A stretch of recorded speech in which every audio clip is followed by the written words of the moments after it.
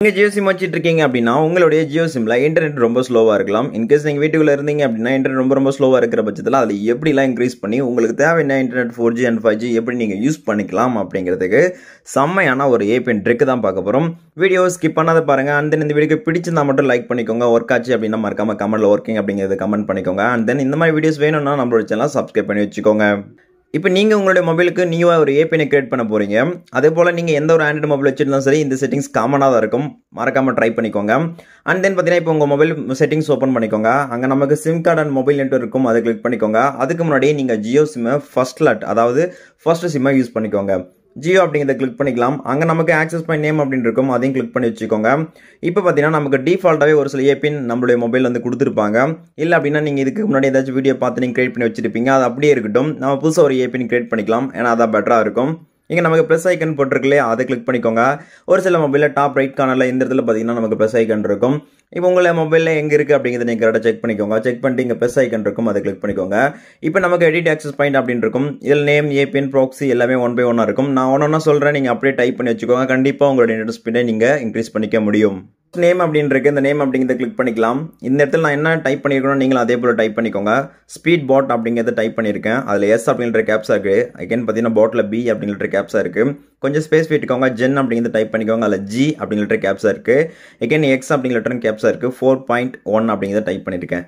Speed பாட் space gen X 4.1 அப்படிங்கிறத type பண்ணியிருக்கேன். நீங்களும் அதே போல் கரெக்டாக டைப் பண்ணிக்கோங்க. டைப் பண்ணிட்டு ஓகே அப்படின்னு கொடுத்துக்கலாம். அடுத்து நமக்கு ஏபிஎன் இருக்குது. இந்த ஏபிஎன் அப்படிங்கிறத கிளிக் பண்ணிக்கோங்க.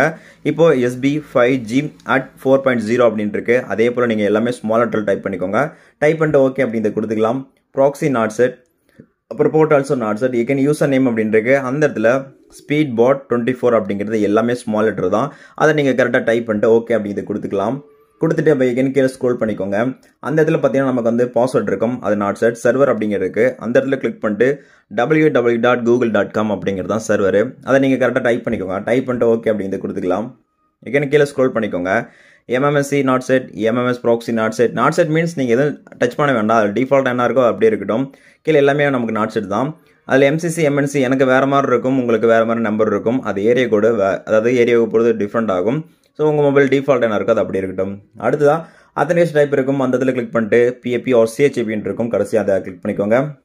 எகைன் பார்த்தீங்கன்னா ஏபிஎன் ப்ரோட்டோகால் அப்படின்னு இருக்கும். அந்த இடத்துல கிளிக் பண்ணிட்டு IPv4/IPv6. அதே போல் ஏபிஎன் ரோமிங் ப்ரோட்டோகால் அப்படின்னு இருக்கும். அந்த இடத்துல கிளிக் பண்ணிட்டு IPv4/IPv6. ஓகே, இப்போ நமக்கு பிஹேவியர் இதான் ரொம்ப இம்பார்ட்டன்ட். இந்த பிஹேவியர் ஆப்ஷனை கிளிக் பண்ணிக்கோங்க. ஒரு சிலருக்கு பார்த்தீங்கன்னா இந்த பிஹேவியர் வந்து LTE மட்டும் தான் இருக்கும், ஒரு சிலருக்கு இந்த மாதிரி ஆப்ஷன்லாம் இருக்கும். உங்கள் மொபைல் எப்படி இருக்குது அப்படிங்கிறத செக் பண்ணிக்கோங்க. இன்கேஸ் உங்களுக்கு LTE மட்டும் இருந்தால் LTE மட்டும் கிளிக் பண்ணிக்கோங்க. ஃபர்ஸ்ட் நம்ம எடுத்தோடனே அன்ஸ்பெஸ் பேர் வந்து கிளிக்கில் இருக்கும், அதை அன்கிளிக் பண்ணி விட்டுக்கோங்க.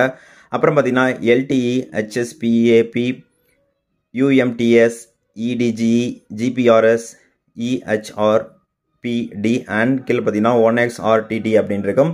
ஸோ இந்த மாதிரி ஆப்ஷன்லாம் நீங்கள் வந்து கரெக்டாக வந்து கிளிக் பண்ணிக்கோங்க. கிளிக் பண்ணிட்டு ஓகே அப்படின்னு கொடுத்துக்கலாம்.